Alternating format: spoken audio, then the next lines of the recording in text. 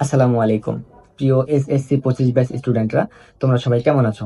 আশা করি তোমরা সবাই অনেক বেশি ভালো আছো। তোমাদের তো পরীক্ষা শেষ, এখন কি ভাবতেছো? পরীক্ষা শেষ, অবসর সময়টা অযথা নষ্ট করবা, বন্ধু বান্ধবের সাথে ঘোরাফেরা করে সময়টাকে নষ্ট করবা?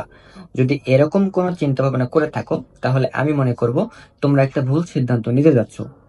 তোমরা যে সময়টা পাবা, এই সময়টাকে অযথা নষ্ট না করে চেষ্টা করো নতুন কিছু শেখার, নতুন কিছু স্কিল ডেভেলপমেন্ট করার, যেটা তোমার ইন ফিউচারে বেনিফিট দেবে। এখন তোমরা কি শিখবা, কি স্কিল ডেভেলপমেন্ট করবা?